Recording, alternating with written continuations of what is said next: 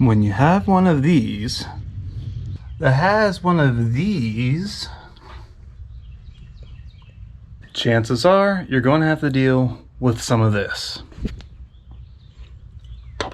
All of this nonsense.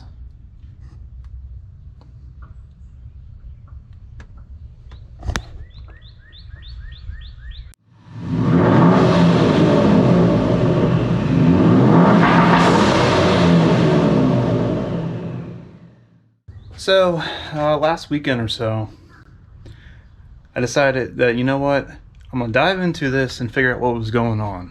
So let me pace the story a few weeks prior, right? It's a nice day, you know, we're starting to come out of winter. Decided to take the car out. I was having a little too much fun in it. You know, it's 143,000 on the drivetrain. As far as I know, it's never been rebuilt, never been opened. So, you know, I'm out there, I'm swinging RPMs up to 7,000. You know, I'm having a good time and I'm giggling and laughing like a little girl. And all of a sudden I hear this knocking noise. I'm like, uh-oh. First time you hear a knocking noise in your car and your heart sinks to your stomach and you think you just, you know, shit out a bunch of money because you just screwed your car. Hold on, motorcycle.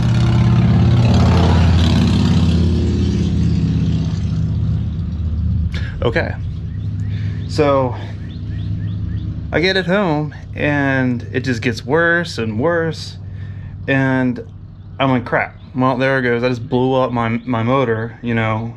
Now there goes a few grand just to get it slightly figured out. So anywho, I started to kind of dive into it, see what was going on, doing some of my research, and after some slow testing and just kind of sorting out and rolling out the simple things first, the inexpensive things first, I kind of narrowed it down to it's something to do with the timing chain, something in there. Because every time you would get the RPMs up to about 3,000 or so RPM, there must have been enough oil pressure that this knocking sound would go away. And what happened was, as time progressed, the knocking sound turned into a really bad rattle. And I'm like, it's got to be the timing chain. There's no other explanation for it. You know, my first thought was, well, crap, you know, main bearings, whatever, because what was happening is I was finding chunks of metal in my oil, and I was freaking out, man, freaking out. So come to find out, it was none of that. It was nothing to do with the bearings. And I'm gonna show you exactly what happened right here. All right, here's the good old 4.6 4-valve pain in the ass. Don't get me wrong, great engine. It is a pain to freaking work on, I tell you what. So here we are, here, let me get a light. So we have our timing chain, right? So everything looks pretty good, you know, and the guides look pretty good until you notice something down here. Let me see if I can get the camera a little bit lower here. Something, let's see, oh, there it is. Yep, you can see it just fine. Right there, see something weird? Something missing? Like the back plate to the guide here? Completely gone. So that explains the chunks of metal I'm finding in my oil, because the whole back plate of that came off. I don't know how the hell that happened, but it did. And of course, that's where my sound, the knocking and rattling sound was coming from, was down there in the lower part of the engine there. So that's definitely not something that's good, right? So it's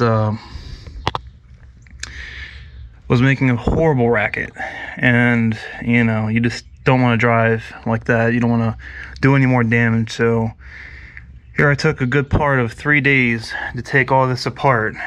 Thankfully it was something simple as that. So I already have new guides and chains and everything on the way. I'm just gonna get in here while it's already in here, replace it, done, don't have to worry about it, call it a day.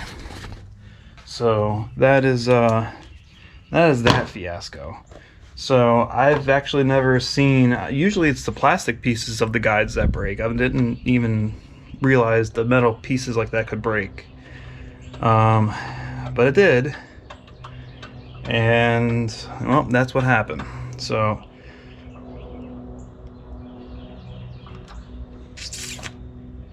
yeah. You know, this is my first time doing this kind of work on a motor, Ford modular motor. I've never taken the time and cover off. I've never really dove this much into it. It's all easy stuff. It's just a pain in the ass. This is like the most European American car ever. I swear. This thing is just a freaking nightmare to work on. You know, my first Mustang was a '93 Fox body, and with the 5.0. Compared to this, was dead simple in making repairs. This thing is freaking crazy. You know, I mean, it is the coolest thing ever, but it is such a pain to work on sometimes. And I guess that's the price you pay for having something different, right? Something really different. But in all, you know, I drove the crap out of this car, and it's probably seen the hardest driven mileage in my ownership. I'm the 4th owner, and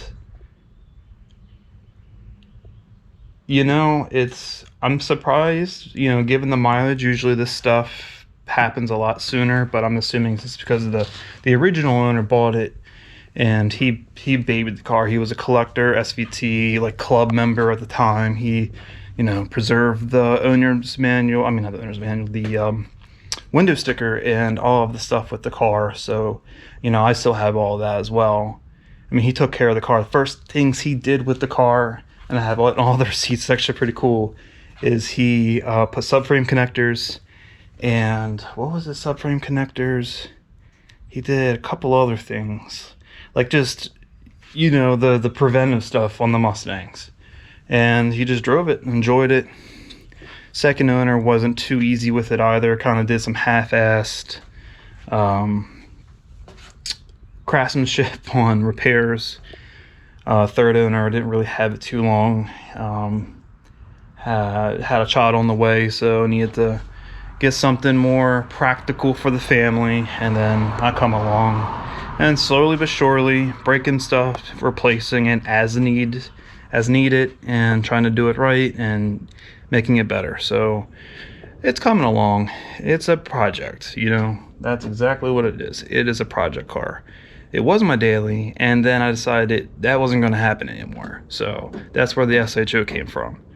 This is the project, and it's coming along. I have some good plans for it. You know, the nice thing is, while all of this is out, while it's all apart, I get to go in there, I get to clean everything, I get to make sure everything is right. I'm actually going to go in here, I'm going to redo a lot of this harness. It's all broken up, brittle. I'm going to redo a lot of the vacuum lines. This is a great opportunity to do that.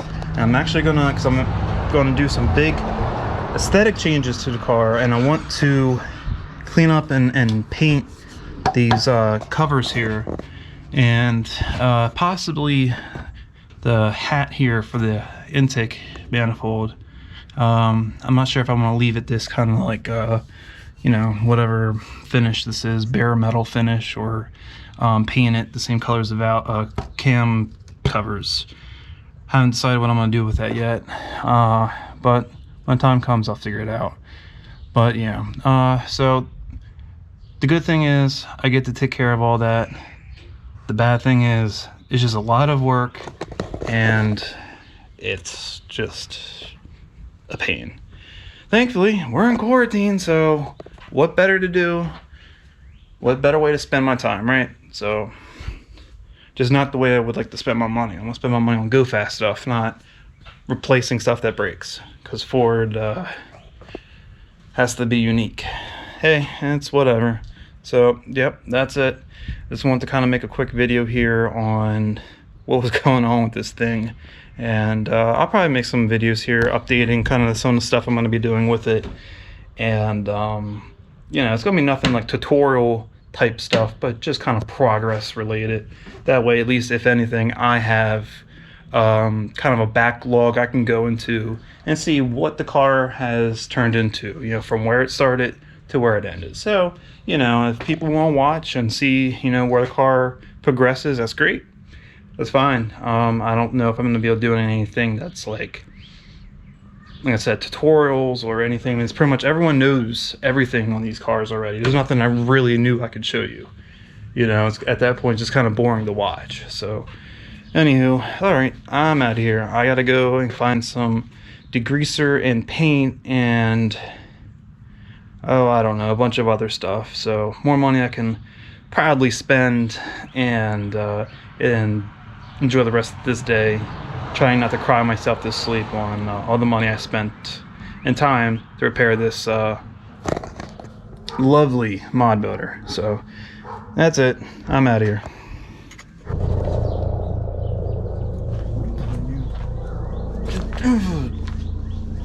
Oh man.